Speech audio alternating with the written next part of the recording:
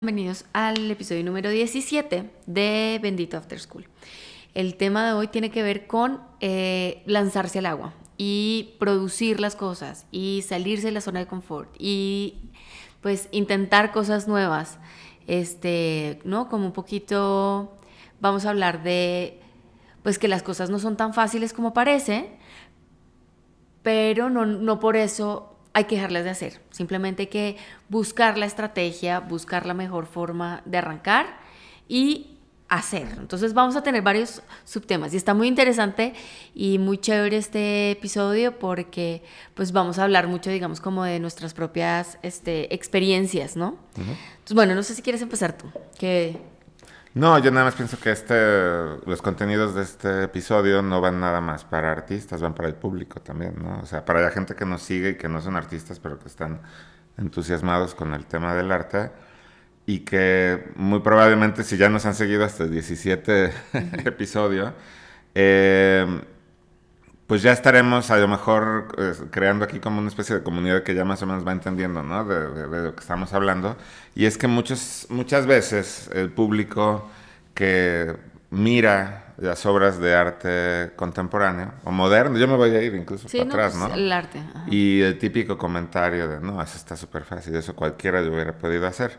Y se me hace que este tipo de percepción está pues muy equivocada, porque de repente nos podemos topar con obras maestras de la historia del arte, que para los que estamos en esto reconocemos que es una obra maravillosa y para otros puede ser como cualquier cosa, ¿no? El típico comentario de, pues eso le pudo haber hecho mi sobrino, ¿no? O sea, el típico cliché. Ajá. Y estamos hablando de piezas que son sumamente complejas. Entonces, los artistas nos van a entender y algunos del público pues se van a topar hoy con ideas interesantes. Sí, es que esta idea de que las cosas se ven fáciles, yo me relaciono mucho, digamos, por ejemplo, con las cosas que uno ve, digamos, por ejemplo, en Instagram o en Facebook, ¿no? Que sale un videíto de cómo hacer este pastel, ¿no? Y uno dice, facilísimo, ya lo voy a hacer. Y queda, ¿no? Como el ponqué todo chueco, ¿no? O sea, o las galletas ahí todas mecas. Como, y es justo eso, ¿no? Pues porque uno tiene esta idea de que es muy fácil, ¿no? Es como, no sé, como un dibujo enorme, pero es así como unas rayas y tal, y es como, ay, no, eso yo lo hago o sea, eso lo hace cualquiera, yo lo puedo hacer. Ah, sí, bueno, pero es que no es solamente el rayón.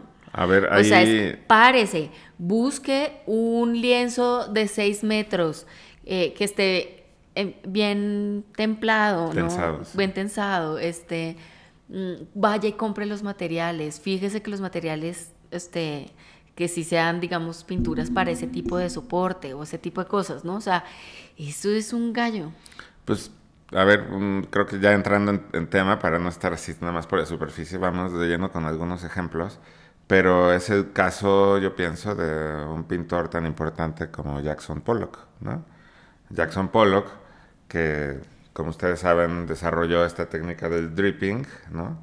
Y que consistía en poner los lienzos y los bastidores de forma horizontal, de tal manera que él hacía un orificio en la parte de abajo de una lata con pintura y goteaba, ¿no? La pintura. Bueno, ¿cuántas personas ustedes creen que le quitan valor a eso? Muchísimo el público, muchísimo, ¿no?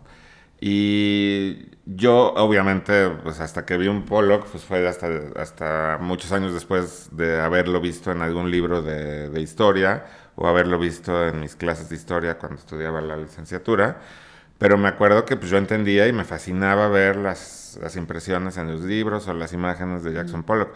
Pero no fue sino hasta que tuve la enorme oportunidad de ver un Pollock en vivo que realmente entendí la complejidad y la manera de pintar, ¿no? Y entonces esto, creo que es muy importante porque hay muchos pintores, o hay una idea equivocada de la pintura por montones de personas que son más bien aficionados y que creen que pintar abstracto es nada más echar pintura y aventar, ¿no? Ven cuántas personas tienen sus perfiles en redes sociales, en Instagram, en TikTok, y que nada más avientan pintura y ya, ¿no? Y nada que ver con el control, la composición, el nivel técnico de la pintura de Jackson Pollock, ¿no? Sí, pero digamos, yo me voy incluso, para yo no irme muy lejos, pues, pero inclusive esos que uno ve en TikTok y tal, que están echando pintura así a lo loco, hasta eso Se están divirtiendo, pero... es difícil. O sea, es conseguir la tela, es conseguir el espacio, disponer el... O sea, como que de verdad, yo no sé por qué, pero todo en la cabeza es como mucho más fácil y realmente hay un nivel de complejidad en absolutamente todo Bueno, que a veces uno no dimensiona. pero hay, o sea, en cuanto Claro. a poner las condiciones, pues sí, tiene su complejidad. Pero pintar como Jackson Claro, Pollock... obvio, bueno, por eso yo digo, para no irme yo tan lejos, o sea, yo quiero como rescatar eso porque, digamos, por ejemplo, así ya, sincerándonos como nos pasa cada vez más últimamente. Cuando yo llegué a México, ¿no? O sea, de Monterrey que vimos 10 años y luego volvimos a Ciudad de México y era pospandemia y los niños no tenían colegio y entonces yo la verdad la pasé súper, súper, súper mal. Y yo, digamos, por ejemplo, no podía hacer citas, ¿no? De trabajo y tal. Tenía que estar como todo el tiempo con los niños y pues para mí eso me causaba pues una ansiedad tremenda porque yo decía, ¿qué es que será que ya no voy a volver a trabajar? Ya me volví ama de casa, que pues respetable cada cual quien quiera, pero pues yo no quería hacer eso. Y bueno, en fin, el caso es que me puse a hacer, o sea, lo que podía, que era, me puse en el computador con mi Photoshop viejito y me puse a hacer unas obras, ¿no? Y está muy heavy porque pues sí, aunque hice muchas obras, digamos como en Photoshop, ¿no?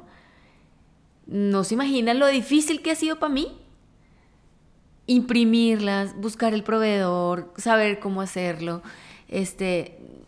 encontrar, digamos, como, o sea, digamos, lanzarme y decir, no, sí, cuesta, no sé, 5,000 pesos hacerla, imprimirla súper bien, ¿no? O 8,000, no sé, lo que sea. Digo, uy, me duele el codo, ¿será que sí? ¿Será que invierto? ¿Será que no? ¿Será que es una bobada? Después, ¿dónde lo pongo? Entonces, hay un montón de decisiones que no son tan fáciles y que, digamos, por ejemplo, cuando uno bota, digamos, como esa responsabilidad en las herramientas, digamos, por ejemplo, como lo que yo hago con la autopromoción y el portafolio y tal, yo le digo a los artistas como ya, o sea, parta por la mitad lo laboral de lo emocional. Entonces, confíe en sus herramientas y ya no esté dudando, o sea, ¿no? Y váyase con las herramientas, lo mismo pasa, yo creo, un poco con esto de la producción, que ahí sí, digamos, es tu campo. Y de hecho, tú ahorita, pues, digamos, todas estas herramientas de management que tú conoces, ¿no? Como que se aplican a eso. Es como, bueno, listo, no sé si gastarme esta plata, si va a ser un desperdicio, si cómo optimizar los recursos. Es que yo creo que entender, o más bien dimensionar el proceso que va a implicar hacer una pieza, ahí está todo el truco y es creo que el contenido de lo que estamos diciendo aquí. Hay piezas que son increíblemente buenas de un gran dibujante y que simplemente pues, compra un buen papel, tiene sus lápices y hace una obra maestra en poco tiempo, ¿no? Sin embargo, hay muchos ejemplos en la historia del arte pues, del último siglo, ¿no?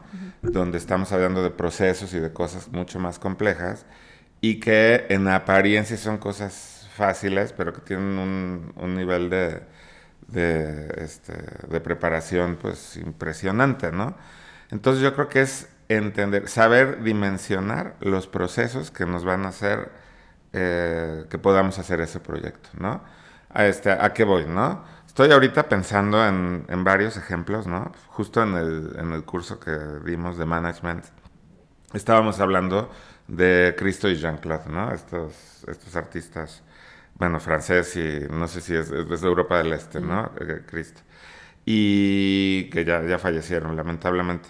Pero que hicieron unas piezas que son muy impresionantes, ¿no?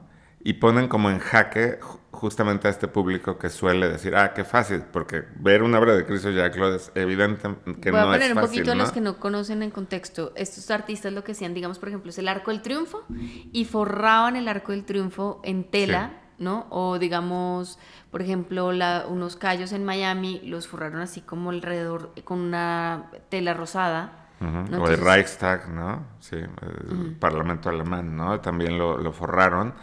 Y más allá del contenido, que no es el momento ahorita de meternos a hablar de contenidos, ¿no? Porque son unos de los artistas más relevantes del siglo XX, el nivel de complejidad de estas piezas es ridículo, ¿no? Justo eso estaba yo comentando en ese último curso que dimos, que la pieza de Reichstag, pues en realidad fueron 27 años de preparación, ¿no? Por una serie de cuestiones políticas, de solicitar permisos, bla, bla, bla. Pero se necesitó hacer en algún momento una planeación, ¿no? Y la planeación bien estructurada, bien definidos cada una de sus partes. Estos son herramientas de management y yo creo que cada vez más los artistas en la actualidad pues conocen y entienden este tipo de cosas, ¿no? Pongo más ejemplos, ¿no? Está probablemente una de las piezas más complejas en términos de producción, no necesariamente de contenido, pero de producción, es el Roden Crater de James Turrell, ¿no? Pues, ¿y cuántos años lleva haciendo eso? Muchísimos, de 3 décadas o no sé cuánto, ¿no? Pero es una pieza que tiene management, así hasta impregnada hasta la esencia misma del proyecto, y que tiene que ver con un management desde la parte de los contenidos y de la creación de planos y una cosa así como muy poética, que ha desembocado en una pieza pues, de dimensiones gigantescas. Para los que no lo conocen, es un cráter en medio del desierto en Estados Unidos. Creo que es Arizona, no sé dónde es que está, no, en Nevada, ya no me acuerdo, ustedes googleenlo. Y que lo compró y ha estado manipulando la topografía y los bordes del cráter a lo largo de varias décadas para convertirlo en una especie de observatorio, ¿no? Como inspirado en culturas ancestrales, ¿no? Está inspirado en los celtas, en los mayas, ¿no? En los persas. Y es una obra que quita el aliento, ¿no? Tiene un nivel de compromiso por parte del artista, pero un manejo tan espectacular de los recursos y del tiempo y del personal que es muy impresionante, ¿no? Es que ahí hay una cosa, digamos, por ejemplo, la parte, digamos, del presupuesto, que eso es súper importante, es como, no importa, yo siempre le digo a los artistas, no importa, o sea, primero piensen cómo quiere hacer la pieza y luego ve a ver de dónde saca la plata, ¿no? Como que lo que decía, mucha gente se frena por el tema del presupuesto y se pone limitaciones antes de arrancar, ¿no? Claro, sí, o sea, entonces, James Turrell no se hubiera aventado a hacer eso claro, al inicio, ¿no? O sea, tiene mucha estructura, ¿no?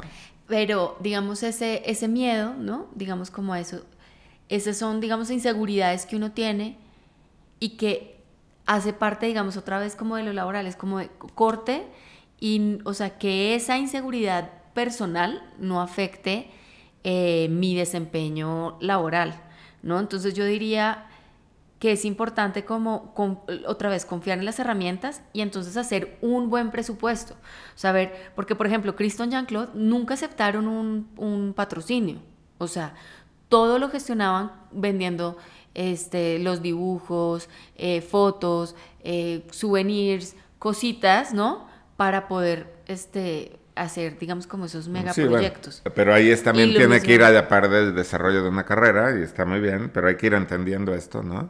Por ejemplo, no está mal haber pedido patrocinios, esto es una postura muy, muy digna de ellos, no quisieron pedir patrocinios, perfecto, y decidieron ir vendiendo obras que normalmente eran los dibujos preparativos para la pieza, ¿no? Entonces el hecho de comprar un dibujo de Reichstag era, por una parte, adquirir una obra de Christo y Jean-Claude, pero por otro lado era, entre comillas, pues patrocinar, porque sabían los que compraban que eso era un boceto preparativo para la gran instalación, ¿no? Bueno, pero tal vez, Sí. tal vez eso sea un paréntesis, pero eso es lo que pasa siempre en el arte. O sea, es decir, cuando uno está comprando una pintura a un pintor, ¿no? Pues chévere que además es una pintura y uno lo puede poner en la casa, pero uno también está apoyando es justamente la carrera, o sea, la mente Totalmente. de ese artista que está desarrollando el tema que sea a través de esas pinturas de las cuales yo compré una. Sí. No, bueno, y sobre todo también el tema de James Turrell, ¿no? Ahorita que estábamos hablando del Roden Crater, pues él no vende nada más los dibujos, él lo que vende son estas mega instalaciones bellísimas, que por cierto aquí en México hay dos. No hay, ¿cuántas son? Son tres ya, qué bárbaro. Claro, Sí, sí. son tres.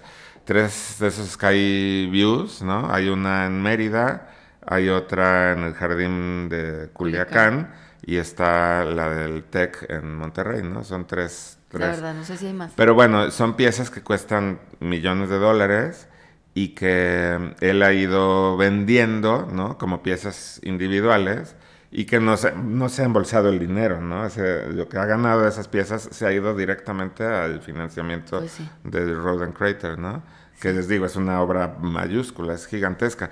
A lo mejor es de las obras, si no es que es la más, en temas de dimensiones, probablemente sea de más grande que se ha hecho, ¿no? Muy raro, pero bueno. No sé, la verdad, pues, eso sería otro tema. Pero digamos, ahora vámonos al otro lado. Digamos, por ejemplo, piezas que son, o sea, que parecen fáciles. Hablamos en el carro que, por ejemplo, cualquiera diría, hay un performance impresionante, divino, espectacular, que me hubiera encantado ver en vivo. Solamente he visto fotos y video de Héctor Zamora, ¿no? Que es un edificio y empiezan a botar como macetas con unas plantas así, pero muchas, muchas. Cualquiera con ganas de joder dice, ay no, pues eso lo hace cualquiera, o sea, tirar puras plantas. Sí, pero vaya y busque las plantas que son la matera que hace tal ruido, o sea, es decir, el nivel, además conociendo a Héctor, que es como impresionante todos sus procesos y como es de puntillista en todo, ¿no? Sí, bueno, esta pieza implicaba primero conseguir un lugar, tuvo lugar en Sao Paulo, ¿no? Es un edificio en Sao Paulo que tiene un patio central, como un edificio más o menos así como colonial de 2 pisos. Y en ese patio central, pues fueron arrojando, ahora se me escapa el nombre, ¿no? Discúlpenme, porque esto fue una cosa que surgió ahorita de momento, pero está en la página de Héctor Zamora, lo pueden investigar, están los videos documentales, que por cierto también documentar a ese nivel, pues implica un nivel de gestión espectacular, ¿no? También. Pero bueno, entonces conseguir las macetas, las plantas, estamos hablando nada más de la parte técnica, porque conceptualmente la pieza es una maravilla, también ahí están todas las explicaciones, ¿no? Pero para lo que estamos hablando no es fácil, ¿no? Entonces, las muestras. gestionar la cantidad de gente que están todos coordinados para tirar con determinado ritmo todas esas macetas con plantas para que se haga una especie de caos natural en el patio central de este edificio, o sea, nada más se ven volar plantas de todos los ángulos, ¿no? Y no terminó allí la pieza, ¿no? Sino que todas estas plantas, que eran plantas domesticadas y caseras, ¿no? Recuperan, por este acto así, pues casi violento, recuperan su independencia, ¿no? Se escapan de la maceta, que es el que las contiene, se escapan de la percepción, pues humana de ya voy a usar nada más para adornar mi casa, ¿no? Sí. Y recuperan ese aspecto así como visceral y fuerte, ¿no? Pero entonces el tema es que ahí no termina la pieza, todo ese caos de plantas que están en el centro de este patio son regados todos los días y entonces se vuelve una especie como de oasis descontrolado, así natural. Me explico, entonces hay una etapa posterior a la acción que está también planificada y está integrada en esa estructura del proyecto, ¿no? Ahora también decías lo del registro, ¿no? En video, que eso es una cuestión súper importante. En algún momento, en Monterrey, yo dirigí un programa que se llamaba Focus y ahí había, digamos, era como para la profesionalización de artistas destacados, ¿no? Y entonces me acuerdo que había un artista que hacía performance, ¿no? Y la primera vez que mostró, digamos, como su trabajo, tenía su performance hecho, pero el video era más o menos como, pues como mal hechito. Y entonces es como, no, a ver, si tu obra es el performance, pero necesitas el souvenir, como es como en Christian Jean-Claude, el souvenir es el dibujo, ¿no? Pues en un performance pues puede ser el video o la foto o lo que sea que el artista decida que va a ser, digamos, como ese souvenir que va a representar por el resto de la historia esa acción, esa pieza, ese momento, ¿no? Entonces luego hizo, o sea, como que el man le cayó el 20, hizo el video de su siguiente performance y ya fue una cosa pero absolutamente espectacular, o sea, la sacó del estadio, la tuvo clara y le ha servido mucho. Entonces, en el caso de Héctor, por ejemplo, también, obviamente lo entendió hace muchísimo tiempo, ¿no? Pero es una belleza, es una cosa increíble, hay una experiencia significativa que es muy importante, Ahí está, el abuso de la historia. Vean qué maravilla. Bueno, entonces nada más como para ilustrar lo que está diciendo Cata, sigue tú. Sí, no, pero pues es que... Bueno, el caso es que Héctor tiene estas... no, la producción es como hacer una película de cine. O sea, es una producción impresionante, con unas super cámaras, con el audio. O sea, no es tan fácil como llegar y decir, ay, pues este weón lo único que hizo fue tirar unas matas por la ventana. No, weón, así no es, ¿no? Entonces, es eso. Ahora, retomando un poquito como los temas, ¿no? Que pues queríamos decir, digamos, por ejemplo, algo que a mí me parece también interesante cuando uno se va a lanzar, ¿no? Al agua a hacer un proyecto. A mí, digamos, por ejemplo, cuando fue la pandemia y tal, que cerré la revista, yo estaba muy casada con que yo era la revista, o sea, como que, ¿qué voy a hacer yo si no soy la Magazine, ¿no? Y pues obviamente cuando cae una pandemia y hay una crisis tan grande, pues digo, ni modo, tocó cerrar la revista y tocó repensarme. Y en ese repensarme me atreví a hacer cosas. O sea, primero me quité un peso de encima porque con la revista yo estaba muy preocupada de si se me fue un error, si alguien me dijo esto, si les pareció bien o si alguien lo leyó, si no lo leyó, ¿no? Como que fue mucha presión. Y entonces después cuando acabó eso, fue como, me dejé ir.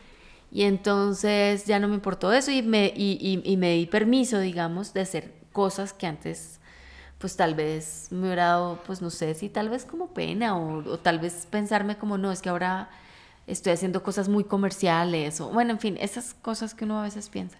Pero yo creo que es Y sumamente importante en estos temas de la gestión de proyectos como artistas o como editores o como promotores, lo que sea, salirse de la zona de confort, ¿no? Es de lo que estás hablando, ¿no? Y sí, salirte de la idea preconcebida que tienes de ti mismo, total. ¿no? Entonces, muchas veces eso implica como un valor, o sea, una toma de valor así muy importante y pues hay que hacerlo, ¿no? Y tal vez algo que inhibe esa toma de decisiones es que no alcanzamos a dimensionar los proyectos o decimos, no lo puedo hacer, es algo demasiado complejo y demasiado grande. Y no es tan complejo ni tan grande, simplemente hay que estructurarlo, ¿no?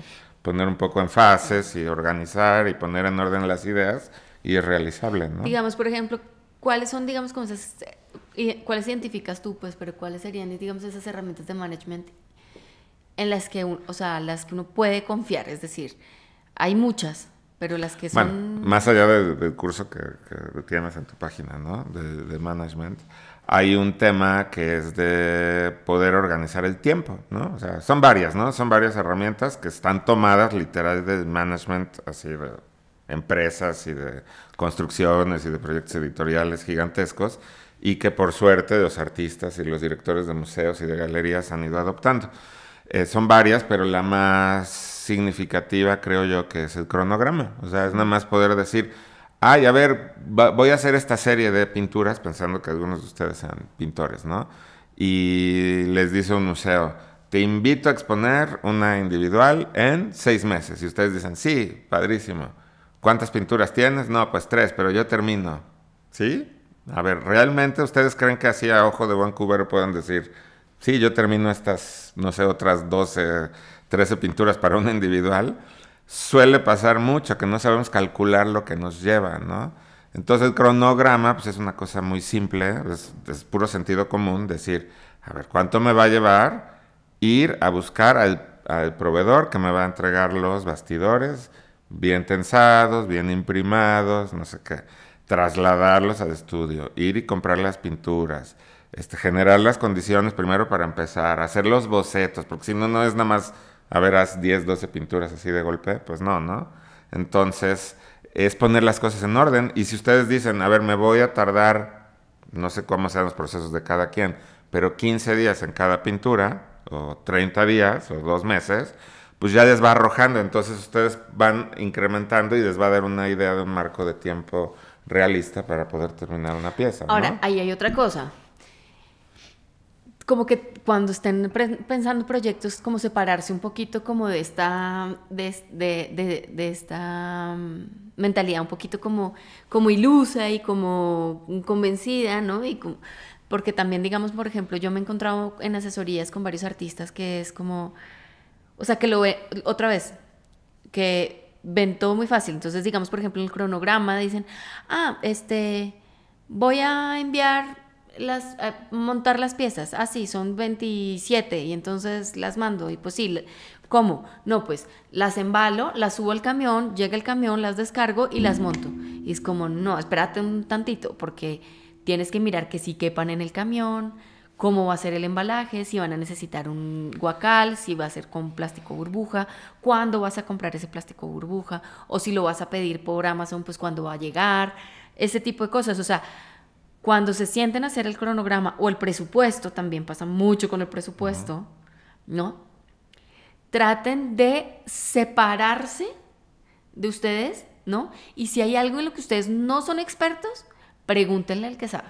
Váyanse con el electricista, con el de montaje, y pregúntenle, oiga, venga, yo creo que esto se hace así. Si es sí, ah, bueno, entonces, o sea, como también no creer que lo saben todo o no asumirlo todo como se imaginan. Sí. Esto tiene mucho que ver con uno de los primeros videos que hicimos, ¿no? Cuando estábamos hablando de hacer las cosas bien y de invertirle a los materiales, bla, bla. Pero eso es aparte como el compromiso personal con sus procesos de producción.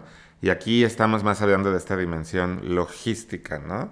De los proyectos, de saberlo entender y saber dimensionar cuánto nos va a costar. Yo les decía siempre en este curso que dimos que hay que responder las preguntas, ¿no? ¿Qué? Bueno, pues ese es el proyecto, ¿no?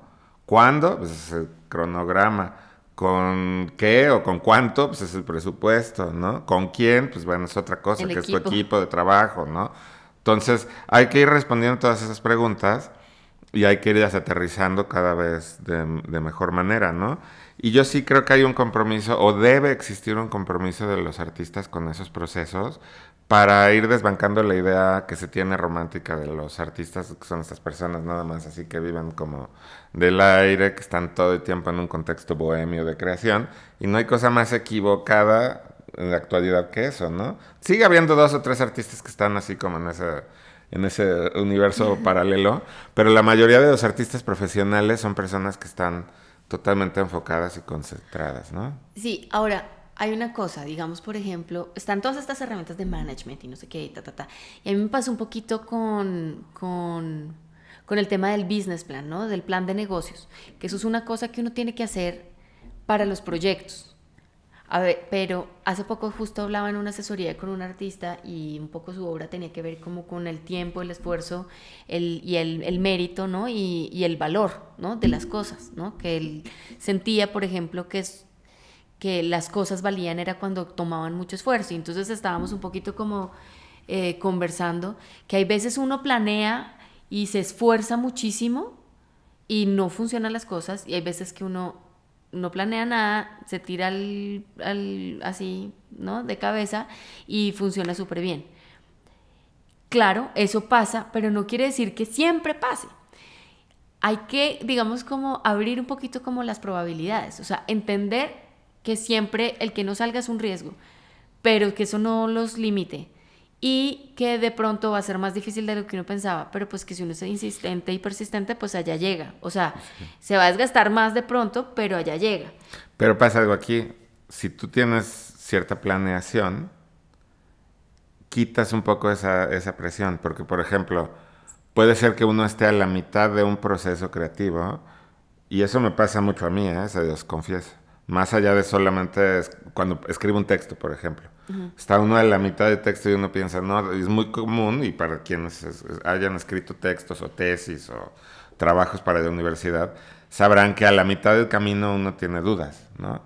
Pero si tiene uno cierta estructura al empezar, por ejemplo, en vez de soltarse a escribir un texto así de corrido y pensar que ya maravillosamente lo van a redactar impecable de principio a fin en dos sesiones, yo creo que es mucho mejor al inicio decir, a ver, ¿qué quiero decir? Hago una especie de listado, estos son los temas que quiero abordar, más o menos cómo los voy a ordenar, y entonces ahora sí arranco escribiendo escribiendo un texto.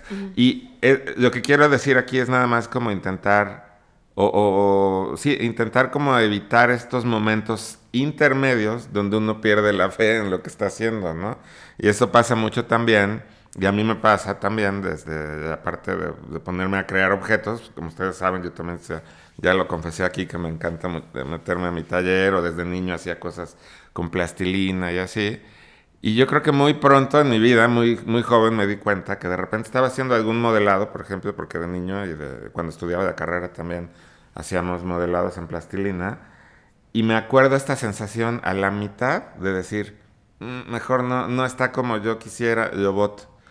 Y hay que tener confianza en uno mismo y hay que seguir. Y muy probablemente estábamos dudando porque lo estábamos viendo que estaba a la mitad del camino y no estaba haciendo el resultado, pero era mejor continuar que abandonarlo y empezar otra cosa, ¿no? Entonces, pero hay que saber dimensionar, hay cosas que realmente no merecen la pena continuar. Hay que entender Pero esa eso es dimensión, difícil, ¿no? eso a mí me ha costado mucho trabajo. Digamos, con la revista, o sea, me costó mucho trabajo decir hasta aquí, aunque yo ya llevaba cansada de hacerla por ahí los últimos 2 años. Pero la cuestión ahí fue un tema existencial personal y de que tú ya necesitabas evolucionar a otra cosa. Pero de que tú sabías, pues porque yo te vi, cómo ibas a lograr que uno de los números temáticos Ajá. fuera a llegar a un buen fin, tú sabías a la mitad del camino, que estabas a la mitad del camino y que tenías que seguir echando ganas y al final salían unas ediciones buenísimas, ¿no? Sí, es que digamos, por ejemplo, yo pienso que tú y yo tenemos dos maneras, siempre lo hemos dicho, como muy diferentes de arrancar los proyectos y creo que las dos son válidas. Yo soy más, o sea, yo soy más impaciente. Entonces yo arranco las cosas y así, o sea, es decir, lo hago lo mejor posible. Sé que de todas formas va a haber muchas versiones de perfección, entonces, y todo siempre puede estar además mejor y a nadie le va a gustar, o sea, no a todo el mundo le va a gustar o lo que sea, o sea, como que hay 1000 resultados, ¿no? Y entonces me lanzo. Y tú, digamos, planeas mucho y para sacar un proyecto, o sea, es decir, yo saco muchos más proyectos, pero la cago muchas veces más. Y tú sacas, digamos, como menos proyectos, pero Pero en ambos derecho. procesos es probable que a la mitad del camino dudes. En ambos procesos. Tú te avientas y lo haces y lo reconozco aquí enfrente de ti, que muchas veces eso te ha hecho tener proyectos increíbles que yo no hubiera iniciado porque me faltaba esa planeación y tú simplemente los inicias y los haces. Y también dentro de los procesos normalmente que más me sigo yo, que son de organizar todo, estructurar e ir ejecutando las etapas hasta que se concreta, en las dos modalidades es muy probable que a la mitad surjan dudas. Decir, ¿no? Bueno, ¿Sigo o no sigo? Y es a donde yo voy. Es un tipo de toma de conciencia muy personal, donde uno tiene que saber detectar si lo que me está haciendo dudar es que sí me interesa lograrlo, pero siento que no lo estoy alcanzando ahorita, y entonces entender si, ok, nada más me falta talacha y seguirle dando, o si realmente nuestra idea está creativa y nuestro planteamiento está evolucionando a tal nivel que tenemos que retomar y a lo mejor regresarnos 3 pasos e ir por otro lado, ¿no? también está, digamos, ya, o sea, no la mitad, sino al final, cuando ya terminas el proyecto y dices, no funcionó como esperaba, debí haber tomado otra decisión, ¿no? Que al principio yo me acuerdo que eso era una de las cosas que más me dolía a mí en la vida, o sea, que me terminara un novio no era tan doloroso como sentir que había hecho un proyecto y que no había salido como lo esperaba. Me acuerdo que eso al principio de mi carrera era lo más doloroso, o sea, era así, no había peor sensación. Y hoy en día, pues ya he tenido hartos de esos, ¿no? Como que uno dice, bueno, ya, ¿qué pasó? Pues no se murió nadie, no maté a nadie le cayó algo encima, no pasó nada. O sea, ya, sigo, el siguiente, ¿no? Bueno, pero a ver, espérate, aquí tocaste un punto interesante. Pensando en los artistas que Ajá, crearon una obra y que terminan y sienten que no, eso es muy ajá. común, ¿eh? Eso es muy común. Y yo creo que es la experiencia de los años y del tiempo de saber tomar un poco distancia en el momento adecuado, ¿no? Muchas veces, y sobre todo también con los artistas que no tienen los procesos tan claros o que operan más así, desde una forma visceral y nada más, así como de momento, pues nunca van a terminar un proyecto. Y entonces hay una etapa en donde uno tiene que saber decir, ya me voy, me quito un poco, ¿no? Hablábamos el otro día de Gerhard Richter, ¿no? Este famoso pintor alemán, ¿no? Que ya está muy mayor y que sigue pintando, ¿no? Vimos una de sus piezas en la colección de Jumex, ¿no? Y que son estas piezas abstractas donde con un rasero de serigrafía jala la pintura, ¿no? Y hay un documental que ustedes pueden encontrar muy fácilmente en YouTube, donde está él casi en solitario, pintando pues, como 10 cuadros al mismo tiempo, de esos, ¿no? Y ahí comentan, no me acuerdo si era una voz en off o él explicando, que es muy pocos de esos cuadros son los que llegan a ver la luz. La mayoría él considera que no están terminados y los tira. Ahí es a lo que voy con esta negociación. ¿Cuándo suelto? Porque a veces si estoy haciendo una pintura, sobre todo hablando de este tipo de pinturas, ¿no? Si yo le sigo dando, lo que voy a hacer es terminar de embarrar más la pintura y de que se me mezclen las tonalidades y de que quede una cosa muy opaca y sin chiste, ¿no? Entonces, ¿cuándo suelto? ¿O cuándo puedo seguir echando? ¿No? Es una especie de negociación muy intuitiva, muy introspectiva, muy personal, de saber en qué momento paro o en qué momento continúo. Y saber e identificar cuando uno ya no paró, la cagó y entonces va para la basura, pues. Va para la basura o no. Pero qué coraje, porque no, lo tenías ya listo y lo echaste a perder. Claro, sí, o sea. pero aprendes, o sea, es decir, reconocer, antes de botarlo a la basura, sacar el pedacito que vale la pena, que es como el aprendizaje. Tú tienes, digamos, como algún momento en tu historia o en tus proyectos que digas, puta, ahí fue cuando la cagué. O sea, eso no debe haberlo hecho. Supongo que sí, ahorita me echaste hacia el ruedo muy rápido, pero tendría que pensar, pero yo creo que es normal que todos tengamos. Uy, yo algo tengo así, uno ¿no? tan claro. Me acuerdo que cuando hicimos la revista, o sea, el hacer una empresa. Bueno, ¿para qué hice una empresa si no, o sea, si realmente nunca se hizo plata con la revista, ¿no? Pues era un proyecto, pues bien altruista. O sea, ¿para qué hice empresa, güey? Eso es un moco que uno lo Bueno, pero persigue. eso es de experiencia, porque tú Claro, pensabas yo no vuelvo a hacer que ibas a empresas. poner pauta y que esa pauta en la revista iba a financiar de alguna manera el proyecto. Por O sea, eso. pero son cosas que uno hace y que, ok, a lo mejor no resultó como querías, pero el aprendizaje Claro, ahí yo está no, o sea, no me fuertísimo, arrepiento ¿no? para nada de haber hecho la revista, no, pues una chinga. No, ya lo empresa, máximo. o sea, el hecho de haber hecho. Uy, pero haber hecho empresa la huevonada más grande. Es más, consejo, de verdad, sigan. Si no hacen plata primero, no hagan una empresa, porque es más caro cerrarla que abrirla. Y abrirla cuesta una hueva y la otra. Entonces, Está bien. Pero bueno, a ver, moraleja ya, porque ya también estamos en el tiempo habitual. Yo creo que, al menos lo que yo quisiera transmitirles y que lo dije al inicio, hay que animarse a hacer las cosas, que se nos quite el miedo si son proyectos que son de mayor tamaño al que estamos acostumbrados. Hay que organizar, ¿no? En mi mente obsesivo-compulsiva yo siempre tiendo a organizar y estructurar, pero esto puede significar cosas muy buenas, ¿no? Se pueden hacer cosas. Y creo también, retomar la idea del inicio de este video, de atreverse a salirnos de la idea preconcebida que tenemos de nosotros mismos. No hay mejor consejo que yo le pueda dar a un artista que salirse de su fórmula, ¿no? Porque luego tenemos artistas que se ya pasan toda su carrera haciendo lo mismo porque son exitosos. porque le pegaron al Y perro luego, algo y ya, ¿no? Y luego ya no, ¿no? Y siempre pongo ejemplos del mundo de la música, ¿no? Pero los artistas que siguen tocando sus mismas canciones y no evolucionan, pues a ratos son personas, pienso yo, a lo mejor estoy siendo increíblemente injusto, que no sé qué tan felices son, porque ya nomás están repitiendo una fórmula y haciendo tours por décadas, ¿no? Por todo el mundo, ganándose una millonada, pero en esta parte creativa y personal a lo mejor no tan satisfechos, ¿no? Sí, no, y además también, de hecho, en el arte es importante reinventarse, porque si no, pues pierdes legitimación.